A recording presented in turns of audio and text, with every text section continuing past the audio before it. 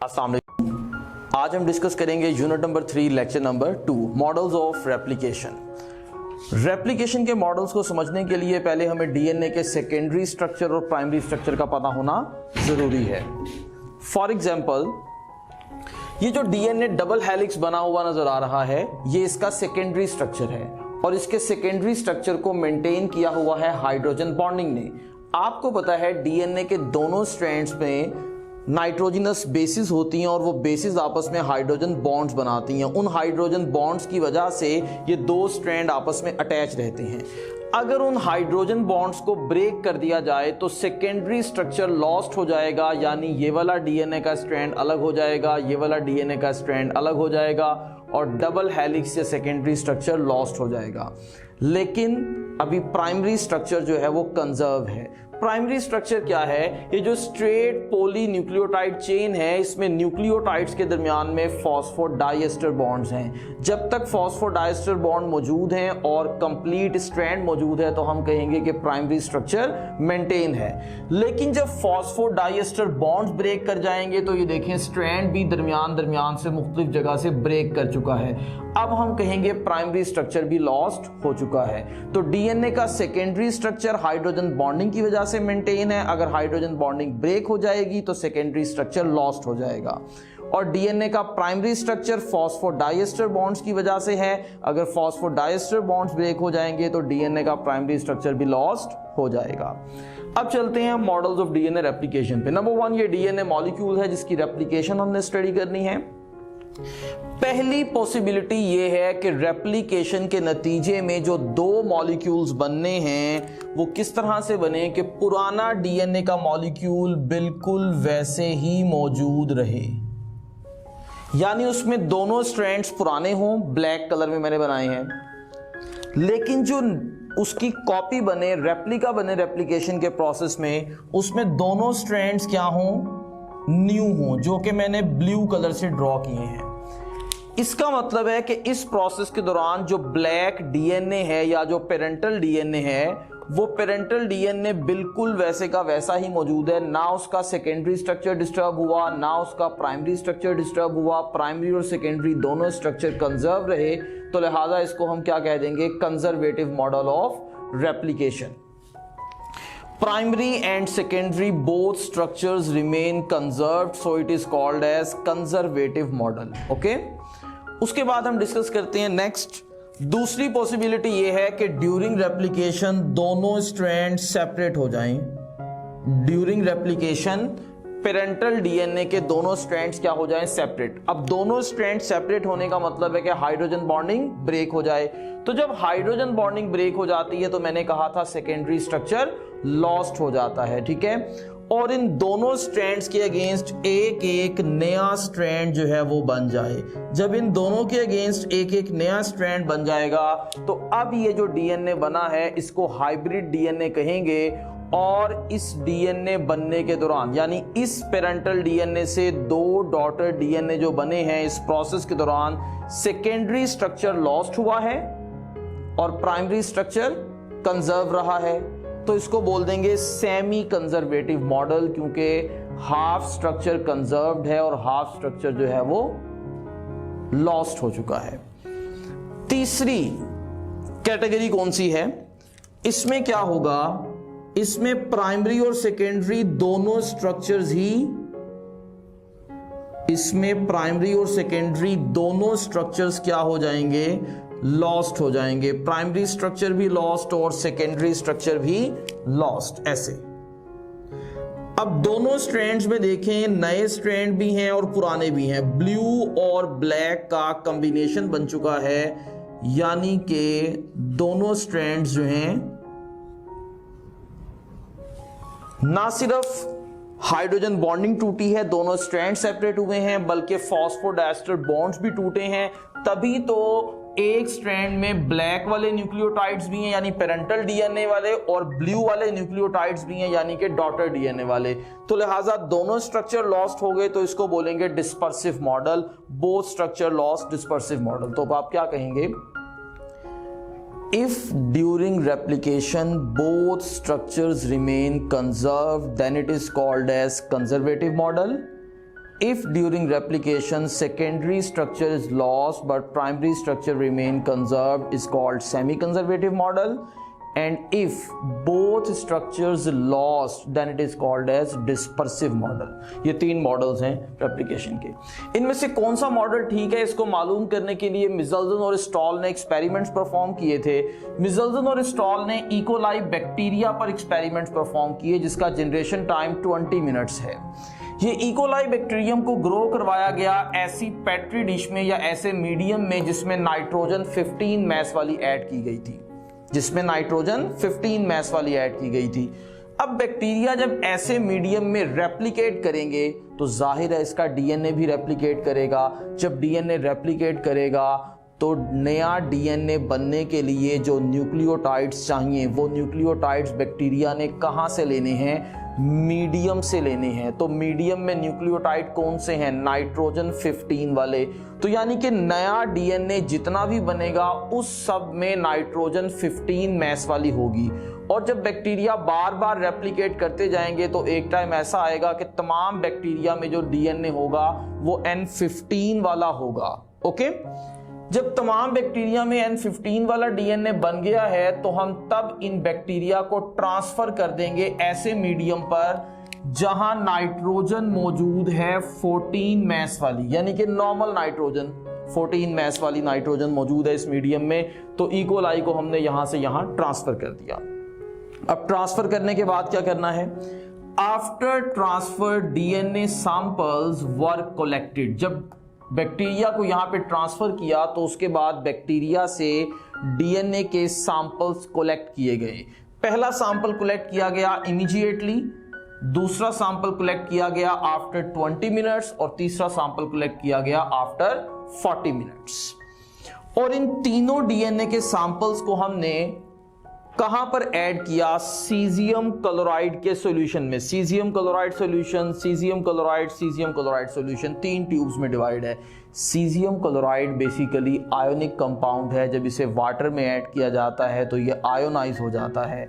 Caesium ions अलग हो जाते हैं, क्लोराइड आयंस अलग हो जाते हैं। जब इसको हम सेंट्रीफ्यूज करते हैं तो सीजियम का साइज तो बहुत बड़ा है, जिसकी वजह से सीजियम के आयंस नीचे बॉटम में आ जाते हैं। क्लोराइड का साइज छोटा है, क्लोराइड आयंस जो हैं वो अपर लेयर में आ जाएंगे और सॉल्यूशन के दरमियान में कुछ क्लोराइड आयंस भी होंगे, कुछ सीजियम के आयंस भी होंगे।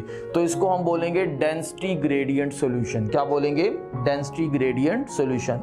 तो सीजियम क्लोराइड का डेंसिटी ग्रेडियंट सॉल्यूशन मौजूद है। अब हमने जो 3 डीएनए के सैंपल कलेक्ट किए थे उनको हमने इन ट्यूब्स में ऐड कर दिया। जो सैंपल इमीडिएटली कलेक्ट किया गया था डीएनए का, जब वो ऐड किया गया तो वो डीएनए सारे का सारा कहां इकट्ठा हो गया? बॉटम में। अब जो चीज बॉटम में चली जाती है आपको पता है, हम कहते हैं कि इसकी डेंसिटी ज्यादा है और ये हैवी डीएनए है।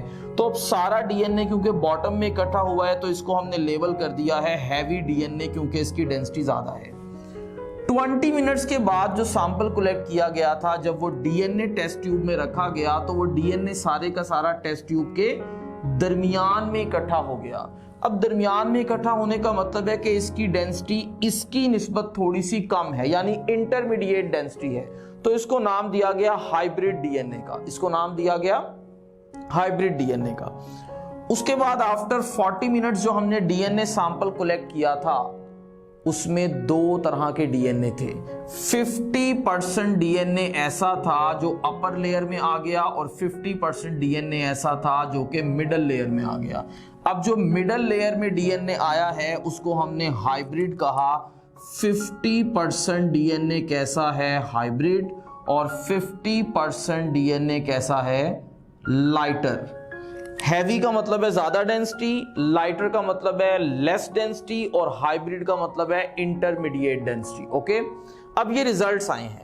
इस रिजल्ट से हमने कंक्लूजन निकालना है कि कौन सा मॉडल ठीक है और कौन सा मॉडल ठीक नहीं है। तो यहां बोर्ड पर कंसंट्रेट करेंगे। इमीडिएटली जो हमने डीएनए का सैंपल लिया है, जाहिर सी बात है कि उसमें नाइट्रोजन 15 मैस वाली मौजूद होगी, क्योंकि हमारे पास इस पेट्री डिश में जो बैक्टीरिया थे उन बैक्टीरिया के डीएनए में नाइट्रोजन 15 मैस वाली थी, उन बैक्टीरिया को हमने यहां ट्रांसफर किया और ट्रांसफर करने के बाद इमीडिएटली सैंपल लिया, मतलब अभी बैक्टीरिया को रेप्लिकेट करने का टाइम नहीं मिला, उसी वक्त हमने सैंपल लिया। तो वो N15 वाला डीएनए था और वो डीएनए सारे का सारा कहां इकट्ठा हो गया, बॉटम में, और उसको हमने क्या कह दिया, हैवी डीएनए कह दिया। ठीक है, अगली बात, 20 मिनट्स गुजरने के बाद, 20 मिनट इसका जनरेशन टाइम है, 20 मिनट्स में डीएनए रेप्लिकेट कर गया, बैक्टीरिया रेप्लिकेट कर गया, तो क्या हुआ हम देखते हैं। अगर तो हम बात करें रेप्लिकेशन की कि वो कैसे हुई है, डीएनए के दोनों स्ट्रैंड सेपरेट हो गए, डीएनए के दोनों स्ट्रैंड सेपरेट हो गए और दोनों के अगेंस्ट एक एक न्यू स्ट्रैंड बन गया है, जो कि मैं ब्लू कलर में ड्रॉ कर रहा हूं। अब आप मुझे बताएं कि ये जो डीएनए बना है इसमें एक N15 वाला स्ट्रैंड है और एक N14 वाला स्ट्रैंड है, तो इसकी डेंसिटी इस डीएनए की निस्बत क्या होगी, इंटरमीडिएट। तो तभी तो ये सारे का सारा डीएनए मिडल में आ गया है। अब ये जिस तरीके से रेप्लिकेशन हुई है ये सेमी कंजर्वेटिव मॉडल है। जरा यहां आए वापस लेक्चर पे, जो भी हमने टॉपिक एक पहले डिस्कस किया है, तो आप गौर करेंगे, अगर कंजर्वेटिव मॉडल ठीक होता, अगर कंजर्वेटिव मॉडल ठीक होता तो फिर इसके मुताबिक तो दो तरह का डीएनए बनना चाहिए था। एक हैवी डीएनए बनना चाहिए था जिसमें दोनों ब्लैक N15 वाले स्ट्रैंड हैं, और एक लाइटर डीएनए बनना चाहिए था जिसमें ब्लू N14 वाले स्ट्रैंड हैं। दो तरह का डीएनए बनना चाहिए था अकॉर्डिंग टू कंजर्वेटिव मॉडल, लेकिन यहां आप साफ देख सकते हैं कि दो तरह का डीएनए नहीं बना, बल्कि एक ही तरह का डीएनए बना है और वो हाइब्रिड है। तो इसका मतलब है कंजर्वेटिव मॉडल तो रिजेक्ट हो गया। तो मैंने नीचे लिख दिया है कि 20 मिनट्स के बाद जो डीएनए का सैंपल लिया गया था उसके मुताबिक कंजर्वेटिव मॉडल क्या हो चुका है, रिजेक्ट हो चुका है। ओके, अगली बात, सेमी कंजर्वेटिव के मुताबिक डीएनए कैसा बनना चाहिए था, हाइब्रिड। सेमी कंजर्वेटिव के मुताबिक डीएनए बनना चाहिए था कैसा, हाइब्रिड। तो आप देख रहे हैं कि रिजल्ट्स में जो डीएनए है वो हाइब्रिड ही है ना, रिजल्ट्स में हमारे पास जो डीएनए है वो कैसा है, हाइब्रिड है। ओके, तो इसका मतलब है सेमी कंजर्वेटिव मॉडल को ये वाले रिजल्ट्स जो हैं वो सपोर्ट कर रहे हैं। डिस्पर्सिव मॉडल के मुताबिक भी जो डीएनए बनना चाहिए था वो तमाम का तमाम कैसा होना चाहिए था, हाइब्रिड। तो इसका मतलब है कि ये जो एक्सपेरिमेंट्स के रिजल्ट्स हैं ये इस वाले मॉडल को भी सपोर्ट कर रहे हैं। तो 20 मिनट्स के बाद जो सैंपल लिया गया उसके मुताबिक कंजर्वेटिव मॉडल रिजेक्ट हो चुका है, लेकिन डिस्पर्सिव और सेमी कंजर्वेटिव मॉडल जो हैं वो एक्सेप्ट हो चुके हैं। नेक्स्ट, 40 मिनट्स के बाद जो सैंपल लिया गया उसकी अगर हम बात करें, ये सेमी कंजर्वेटिव है, तो सेमी कंजर्वेटिव के मुताबिक तो पुराने स्ट्रैंड्स अलग हो जाते हैं, सेमी कंजर्वेटिव के मुताबिक पुराने स्ट्रैंड्स अलग हो जाते हैं। अब ये पेरेंटल डीएनए में एक ब्लैक स्ट्रैंड है और एक ब्लू स्ट्रैंड है, ब्लैक डीएनए अलग हो गया और ब्लू डीएनए, दोनों स्ट्रैंड्स अलग अलग हो गए। अब इन दोनों के अगेंस्ट जो नया स्ट्रैंड बनना है वो तो ऑब्वियसली N14 वाला ही बनना है ना, क्योंकि पेट्री डिश में है ही N14, तो लिहाजा यहां पर N14 वाला स्ट्रैंड बन जाएगा ऐसे। अब आप देखें तो सेमी कंजर्वेटिव मॉडल के मुताबिक दो तरह के डीएनए बने, 50% कैसे बने, हाइब्रिड, और 50% डीएनए कैसा बना, लाइटर। तो यही तो हमारे रिजल्ट्स कहते हैं कि 50% डीएनए हाइब्रिड है और 50% डीएनए लाइटर है। इसका मतलब यह है कि सेमी कंजर्वेटिव मॉडल दोबारा से एक्सेप्ट हो चुका है। रिजेक्ट कौन सा हुआ है, डिस्पर्सिव मॉडल, क्योंकि डिस्पर्सिव मॉडल के मुताबिक तो 40 मिनट्स के बाद जो सैंपल आना चाहिए था वो सारे का सारा हाइब्रिड डीएनए वाला आना चाहिए था। डिस्पर्सिव के मुताबिक ये लाइटर डीएनए नहीं बनना चाहिए था, लेकिन लाइटर डीएनए बन गया है, तो इसका मतलब है डिस्पर्सिव मॉडल रिजेक्ट हो गया और सेमी कंजर्वेटिव मॉडल यहां पर भी एक्सेप्ट हुआ था और यहां पर भी एक्सेप्ट हुआ है। तो most accepted model of DNA replication is semi conservative model. Okay, ये थे जी मॉडल्स ऑफ डीएनए रेप्लिकेशन। उसके बाद हम स्टडी करेंगे डीएनए रेप्लिकेशन का process of DNA replication. Models of DNA replication हमने डिस्कस कर लिया। Semi conservative model was the authentic model of DNA replication. DNA replication के प्रोसेस को स्टार्ट करने से पहले कुछ इंपॉर्टेंट पॉइंट्स आपको पता होने चाहिए। Number 1, origin of replication. DNA में वो पॉइंट जहां से रेप्लिकेशन का प्रोसेस स्टार्ट होता है उसको ओरिजिन ऑफ रेप्लिकेशन कहा जाता है। प्रोकैरियोट्स में डीएनए का साइज स्मॉल है तो उनमें सिर्फ एक ओरिजिन ऑफ रेप्लिकेशन है, लेकिन यूकैरियोट्स के डीएनए का साइज बड़ा है तो उसमें एक से ज्यादा ओरिजिन ऑफ रेप्लिकेशंस हैं, यानी एक से ज़्यादा पॉइंट्स ऐसे हैं जहां से डीएनए की रेप्लिकेशन स्टार्ट हो सकती है। नंबर 2, हमारी बुक में स्पीड दी हुई है रेप्लिकेशन की कि 1000 न्यूक्लियोटाइड्स पर सेकंड, एक सेकंड में 1000 न्यूक्लियोटाइड्स जो हैं वो ऐड होंगे ड्यूरिंग डीएनए रेप्लिकेशन।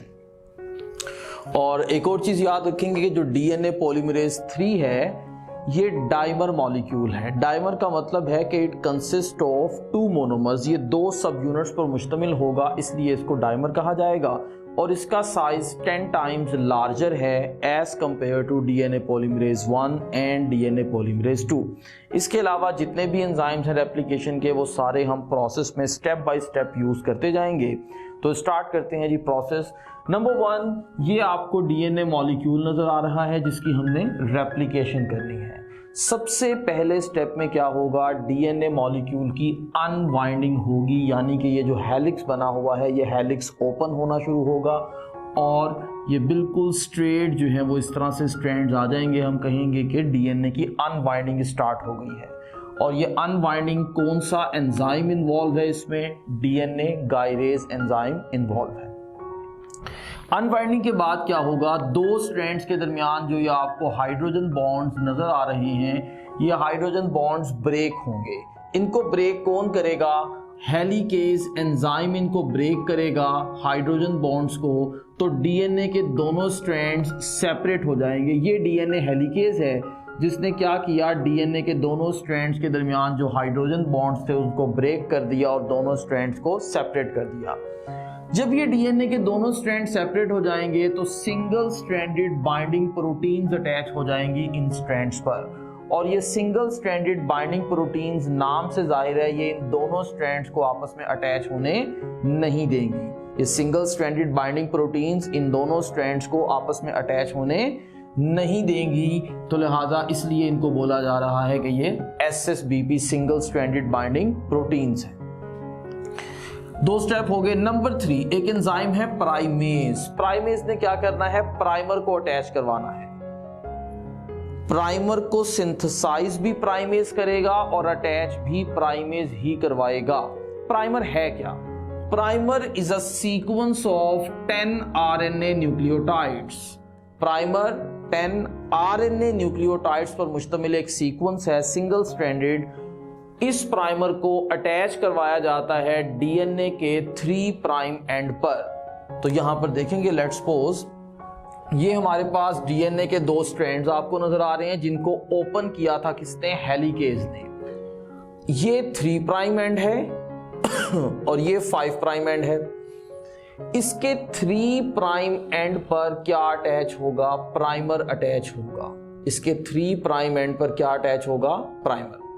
अब ये वाले स्ट्रैंड का तो 3 प्राइम एंड ये था तो इसके कंप्लीमेंट्री प्राइमर अटैच हो गया। फॉर एग्जांपल स्ट्रैंड पर बेसिस थी TGA-TC, तो इसके कंप्लीमेंट्री बेसिस वाला सीक्वेंस या प्राइमर यहां अटैच होगा ACUAG। ऑब्वियसली ये 10 न्यूक्लियोटाइड पर मुश्तमिल होगा। यहां पर आपको समझाने के लिए मैंने जस्ट ड्रॉ किया है, मुकम्मल 10 न्यूक्लियोटाइड्स ड्रॉ नहीं किए हैं। जो ये वाला स्ट्रैंड है ये तो इसका 5 प्राइम है, तो 5 प्राइम पे तो प्राइमर अटैच नहीं हो सकता, तो लिहाजा प्राइमर कहां अटैच होगा, 3 प्राइम पे। तो ये वाली साइड बेसिकली क्या है, इसकी 3 प्राइम है, तो 3 प्राइम पर ये प्राइमर आकर अटैच हो गया। ठीक है, तो हेलिकेज ने जब दोनों स्ट्रैंड्स को ओपन किया तो उससे अगले स्टेप में प्राइमर अटैच हुआ। प्राइमर कहां पे अटैच हुआ, 3 प्राइम एंड पर प्राइमर अटैच हुआ। प्राइमर को अटैच होना इसलिए जरूरी है क्योंकि डीएनए पॉलीमरेज 3 रेप्लिकेशन का प्रोसेस इनिशिएट नहीं कर सकता जब तक कि प्राइमर अटैच ना हो जाए। उसकी रीजन भी अभी हम देख लेंगे क्यों ऐसा होता है। अब प्राइमर 3 प्राइम पे अटैच है, अब क्या होनी है? रेप्लिकेशन। क्या होनी है? रेप्लिकेशन। रेप्लिकेशन हमेशा 3 प्राइम की तरफ होती है और इसकी डायरेक्शन 5 प्राइम टू 3 प्राइम होती है। क्यों? रीजन सुन लेंगे। लेट्स सपोज हम यहां पे एक न्यूक्लियोटाइड ड्रॉ कर लेते हैं। ये हमारे पास शुगर है, ribose, carbon number 1, carbon number 2, carbon number 3, carbon number 4, carbon number 5 और यहां पर फॉस्फेट ग्रुप, और ये कार्बन नंबर 3 पर H और OH, और यहां पर नाइट्रोजनस बेस। ये न्यूक्लियोटाइड का स्ट्रक्चर है। अब आपको पता है अगर इस न्यूक्लियोटाइड के साथ कोई और न्यूक्लियोटाइड अटैच होना है तो 2 पॉसिबिलिटीज है। या तो न्यूक्लियोटाइड ऊपर कार्बन नंबर 5 पर अटैच हो जाए या न्यूक्लियोटाइड नीचे कार्बन नंबर 3 पर अटैच हो जाए। ठीक है। अब जो डीएनए पॉलीमरेज 3 है ना, इसमें ये एबिलिटी है कि ये नया न्यूक्लियोटाइड सिर्फ कार्बन नंबर 3 पर ही अटैच करता है। डीएनए पॉलीमरेज 3 में ये एबिलिटी है कि ये नया न्यूक्लियोटाइड सिर्फ कार्बन नंबर 3 पर ही अटैच करता है, 5 पे अटैच नहीं करता। यानी कि पॉलीमराइजेशन या एडिशन ऑफ न्यू न्यूक्लियोटाइड हमेशा 3 प्राइम पे होगी। तो इसीलिए अगर ये प्राइमर अटैच हुआ है तो इस प्राइमर के 3 प्राइम वाली साइड पे नया स्ट्रैंड बनेगा। तो नया स्ट्रैंड जो है वो इस डायरेक्शन में बनेगा। रीजन मैंने आपको बता दी है कि डीएनए पॉलीमरेज 3 में ये एबिलिटी है कि वो सिर्फ 3 प्राइम एंड पर ही न्यूक्लियोटाइड ऐड कर सकता है, 5 पे ऐड नहीं कर सकता। तो इसलिए हमेशा 3 की तरफ रेप्लिकेशन होगी। और यही रीजन है यहां पे कि प्राइमर सिर्फ 3 प्राइम पे ही क्यों अटैच होता है। लेट्स सपोज आप कहते हैं सर प्राइमर को 5 प्राइम पे अटैच करें, हम कर लेते हैं। लेट्स सपोज ये प्राइमर जो है 5 प्राइम पे अटैच हो गया और ये इसका 3 प्राइम था और ये इसका 5 प्राइम था। अब मुझे बताएं अगर प्राइमर में 5 प्राइम पे अटैच भी कर दूं तो रेप्लिकेशन तो 3 वाली साइड पे होनी है, तो यहां की तरफ तो रेप्लिकेशन हो ही नहीं सकती। रेप्लिकेशन तो टेम्पलेट स्ट्रैंड के अकॉर्डिंग होनी होती है ना, तो इधर आगे की तरफ तो रेप्लिकेशन नहीं हो सकती। तो इसलिए प्राइमर कभी 5 प्राइम पर अटैच नहीं होता, ये हमेशा 3 प्राइम पर ही अटैच होगा। तो इसका 3 प्राइम एंड ये है, तो 3 की तरफ न्यूक्लियोटाइड अटैच होने हैं, तो लिहाजा ये न्यूक्लियोटाइड्स अटैच होते जाएंगे और रेप्लिकेशन होती जाएगी। ये रेप्लिकेशन का प्रोसेस किसने किया है? डीएनए पॉलीमरेज 3 ने किया है।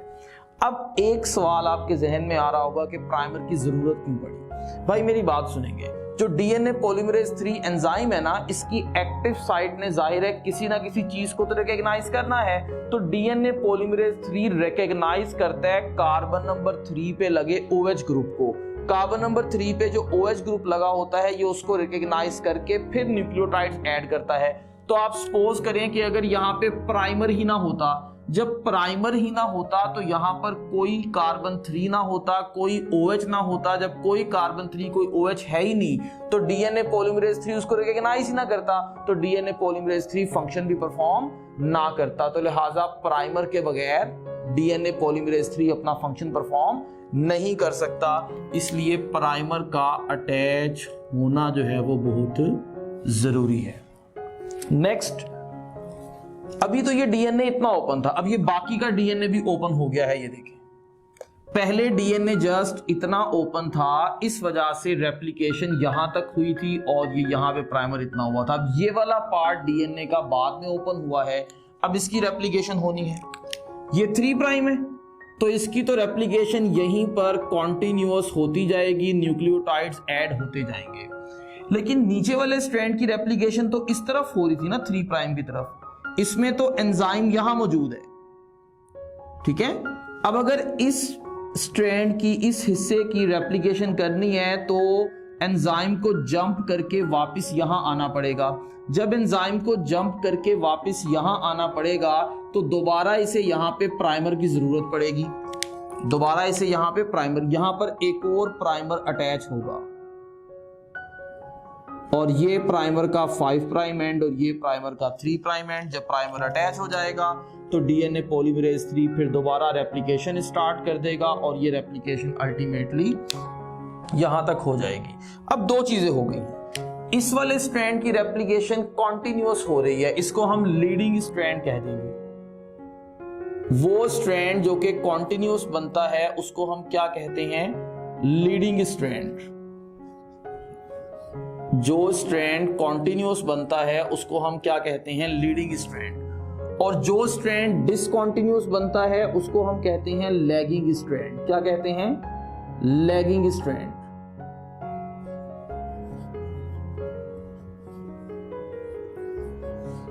जो स्ट्रैंड कॉन्टिन्यूअस बन रहा है दैट इज लीडिंग स्ट्रैंड, जो डिसकंटिन्यूअस बन रहा है फ्रैगमेंट्स की फॉर्म में that is lagging strand. Leading strand हमेशा टुवर्ड्स द रेप्लिकेशन फोक बनता है और लैगिंग स्ट्रैंड हमेशा अवे द रेप्लिकेशन फोक बनता है, ठीक है। और ये जो फ्रैगमेंट्स बन रहे हैं लैगिंग स्ट्रैंड में, इन फ्रैगमेंट्स को ओकाजाकी फ्रैगमेंट्स कहा जाता है। इन फ्रैगमेंट्स को ओकाजाकी फ्रैगमेंट्स कहा जाता है। और इन ओकाजाकी फ्रैगमेंट्स की लेंथ यूकैरियोट्स में और प्रोकैरियोट्स में वेरी करती है। फॉर एग्जांपल यूकैरियोट्स में इनकी लेंथ है 100 to 200 न्यूक्लियोटाइड्स और प्रोकैरियोट्स में इनकी लेंथ है 1000 to 2000 न्यूक्लियोटाइड्स। इस तरह से, अब ये कॉन्टिन्यूअस और ये डिसकंटिन्यूअस, इस तरह से करते करते ऊपर वाले स्ट्रैंड भी सारे की रेप्लिकेशन हो जाएगी और नीचे वाले स्ट्रैंड की भी सारे की रेप्लिकेशन हो जाएगी। अब क्या होना है, टर्मिनेशन। टर्मिनेशन में दो एंजाइम इन्वॉल्व हैं, number 1 DNA polymerase 1 and number 2 ligase. DNA polymerase 1 क्या करेगा, ये जो प्राइमर लगे हुए हैं रेड कलर से शो हुए हुए हैं, ये रेड कलर के प्राइमर बेसिकली आरएनए न्यूक्लियोटाइड्स हैं, ठीक है। अब क्योंकि ये आरएनए न्यूक्लियोटाइड्स हैं तो इनको रिमूव करके डीएनए वाले न्यूक्लियोटाइड्स अटैच करने पड़ेंगे, तो इसलिए मैंने लिख दिया है डीएनए पॉलीमरेज 1 ने क्या करना है, replace primer with DNA nucleotides. जहां जहां पे प्राइमर लगा है उसको हम रिमूव कर देंगे और प्राइमर की जगह पे डीएनए वाले न्यूक्लियोटाइड्स हम अटैच कर देंगे। याद रहे सिर्फ नाइट्रोजनस बेस चेंज नहीं होनी। बाजू का स्टूडेंट समझते हैं कि थाइमिन यूरासिल लगा हुआ है आरएनए में तो थाइमिन लगा देंगे वो डीएनए बन जाएगा, नहीं। सिर्फ नाइट्रोजनस बेस का डिफरेंस नहीं है बल्कि शुगर का भी डिफरेंस है। आरएनए वाले न्यूक्लियोटाइड्स में राइबोज शुगर है और डीएनए वाले न्यूक्लियोटाइड्स में डीऑक्सीराइबोज है, तो कंप्लीट न्यूक्लियोटाइड को चेंज करना पड़ेगा। अब यहां पर ब्लू कलर की लाइन लगा रहा हूं, मतलब डीएनए वाले न्यूक्लियोटाइड्स। ये कौन लगाएगा डीएनए वाले न्यूक्लियोटाइड्स, डीएनए पॉलीमरेज 1 लगाएगा, ओके। फिर एक एंजाइम है लाइगेज। लाइगेज ने क्या करना है, गैप्स को फिल करना है। तो दरमियान में जो गैप्स रह गए हैं इनको फिल कौन करेगा, लाइगेज। कैसे फिल करेगा, फॉस्फोडाइएस्टर बॉन्ड्स बनाकर। ये भी न्यूक्लियोटाइड है, ये भी न्यूक्लियोटाइड है, दरमियान में गैप था, इनको आपस में जोड़ दिया बाय मेकिंग फॉस्फोडाइएस्टर बॉन्ड। तो लाइगेज एंजाइम इन गैप्स को फिल कैसे करेगा, फॉस्फोडाइएस्टर बॉन्ड बनाकर जो है वो इनको फिल करेगा। अब आप देख सकते हैं कि हमारे पास दो डीएनए के मॉलिक्यूल बन गए हैं और दोनों डीएनए के मॉलिक्यूल्स में एक स्ट्रैंड पुराना है और एक स्ट्रैंड नया है, एक स्ट्रैंड पुराना है और एक स्ट्रैंड नया है। तो यानी कि ये सेमी कंजर्वेटिव मॉडल के लिहाज से रेप्लिकेशन हुई है। डीएनए पॉलीमरेज 2 का फंक्शन यहां नहीं दिया गया क्योंकि डीएनए पॉलीमरेज 2 रेप्लिकेशन में डायरेक्ट रोल प्ले नहीं करता बल्कि वो रिपेयरिंग ऑफ डीएनए में रोल प्ले करता है। तो ये बात याद रखेंगे, यानी डीएनए में अगर म्यूटेशन आ रही है तो वो उसको रिपेयर कर देगा, लेकिन वो डीएनए रेप्लिकेशन में डायरेक्ट रोल प्ले नहीं करता। Thank you, Allah Hafiz.